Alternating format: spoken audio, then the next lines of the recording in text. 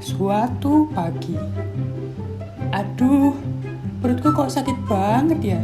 Tadi pagi diare gak berhenti-henti. Aduh, kepalaku kok sakit banget ya, nyeri dan demam. Aku harus ke dokter sekarang juga.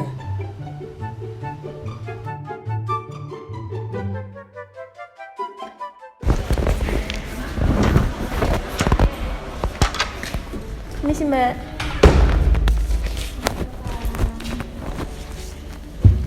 Ya, selamat pagi. Oke Mbak, ini saya mau nebus resep. Oh iya baik, sebelumnya saya mau perkenalkan diri dulu. Nama saya Ariel Manola sebagai apoteker yang menjaga di apotek pada pagi hari ini. Sebelumnya saya berbicara dengan siapa ya? Saya Mala Mbak. Oh iya baik. Ya Mbak, ada keluhan apa sebelumnya kesini? Saya ada keluhan nyeri, mual, terus saya diare juga Mbak. Oh iya baik, ini resepnya ya. Iya, Oke. Nah sebelumnya Mbak ini mahasiswi atau bekerja?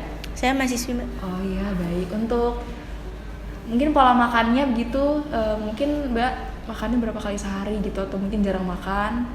Saya kalau makan biasanya 2-3 kali sehari gitu Mbak. Oh iya baik, Mbaknya sering berolahraga? Mungkin rutin setiap Jarang minggu? sih Mbak, Oh, kalau jarang. ingat aja.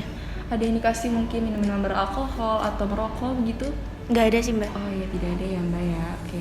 Berarti untuk keluhannya saya ulangi lagi, ada demam, nyeri, mual, dan muntah ya. Iya. Oke, di sini diresepkan dari Dokter Bambang pada tanggal 21 Oktober ya. Diresepkan ada metronidazole 3 kali sehari sebelum makan, ada ondansetron sebesar 4 mg sebanyak 10 tablet diberikan sebelum makan. Kemudian ada juga zinc, ada New-Diatops juga ya. Sebelumnya Mbak sudah mengetahui mengenai penggunaan obat-obatan ini? Belum tahu Mbak. Belum tahu. Apakah ini pertama kali diberikan resepnya atau sebelumnya mungkin pernah ada? Ini baru pertama. Oh, baru pertama kali ya, baik.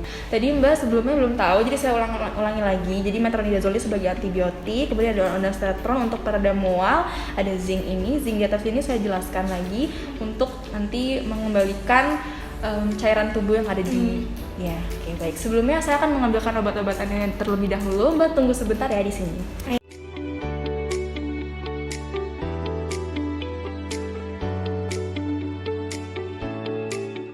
Oke baik, ini obat-obatannya Mbak. Sebelumnya saya akan menjelaskan lagi mengenai cara penggunaan obat-obatannya. Jadi yang pertama itu ada metronidazole. Nah metronidazole ini digunakan 3 kali sehari dan diminum sebelum makan ya Mbak. Nah ini totalnya ada 15 tablet. Mbak harus menghabiskan semua tablet ini karena ini fungsi sebagai antibiotik. Ya oke. Kemudian di sini juga ada ondansetron, fungsinya itu untuk meredakan nyeri dan mual dan muntah, dan ini diminum apabila perlu saja ya Mbak. Totalnya ada 10 tablet dan ini sedianya ada 4 mg. Diminum 3 kali sehari dan diberi jarak 4 jam. Oke, nanti ya. Kemudian di sini ada zinc tablet diminum 1 kali sehari saja dan ini fungsinya untuk mengembalikan cairan tubuh karena Mbak kehilangan cairan tubuh dari diare sebelumnya. Kemudian ada New-Diatops. Nah, ini tuh diminum 3 kali 2, jadi Mbak minumnya sekali minum tuh 2 tablet tapi diminum 3 kali sehari. Oke.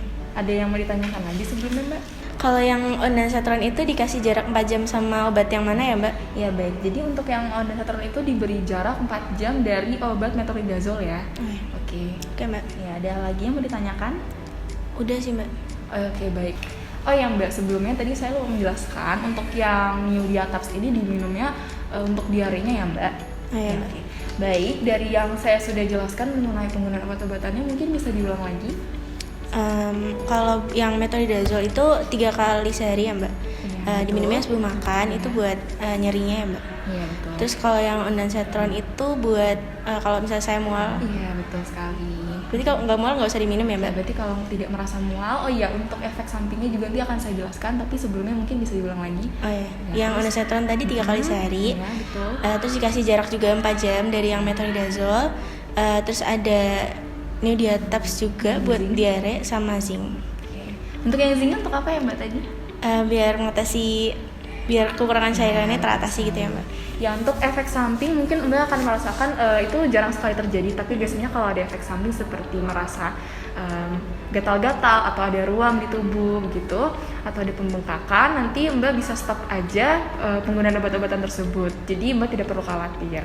untuk efek samping obatnya. Gitu Mbak. Oke, Mbak. Ada yang mau ditanyakan lagi? Udah. Oke, baik. Sudah jelas ya Mbak? Iya, sudah jelas. Oke, ya terima kasih Mbak sudah berkunjung ke apotik. Semoga Mbaknya cepat sembuh dan hati-hati ya di jalan. Oke, Makasih ya, Mbak.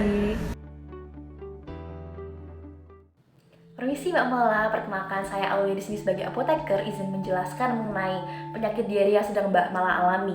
Di sini saya memiliki leaflet untuk memudahkan pemberian informasi saya kepada Mbak Mala agar Mbak Mala juga lebih paham mengenai informasi yang saya berikan ya Mbak Mala.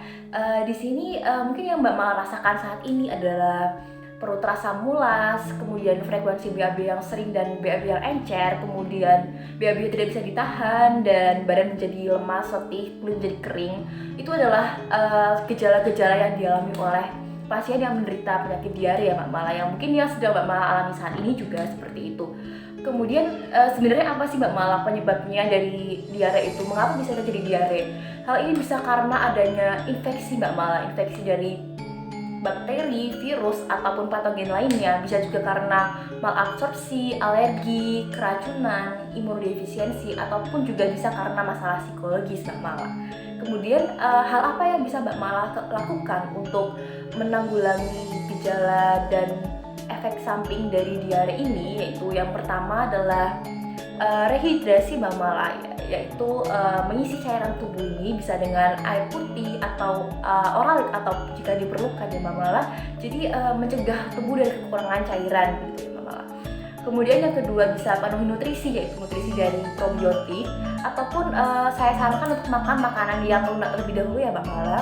Kemudian apabila gejalanya tidak mendingan, nanti bisa berkonsultasi lagi dengan dokter yang kemarin Mbak Mala temui.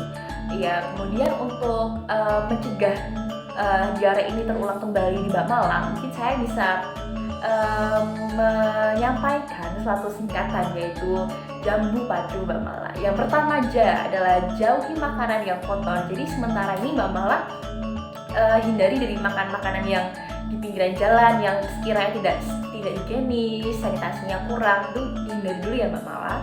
Kemudian yang kedua adalah M, yaitu masak air hingga matang, karena kita tidak tahu di air itu ada bakteri atau patogen apa yang bisa berbahaya untuk tubuh kita. Yang ketiga adalah bu, yaitu buang air besar pada tempatnya. Jadi jangan buang air besar di sungai atau di kali gitu ya Mbak Mala. Kemudian yang ketiga adalah pa, yaitu pakai air minum yang sudah dimasak. Mungkin yang terakhir ada cu, yaitu cuci tangan sebelum dan sesudah makan. Jadi di sini langkah-langkahnya itu lebih untuk mencegah agar bakteri atau patogen asing itu masuk ke dalam tubuh kita. Karena apabila masuk itu bisa menyebabkan diare begitu Mbak Mala. Mungkin cukup sekian informasi dari saya. Semoga cepat sembuh Mbak Mala. Terima kasih.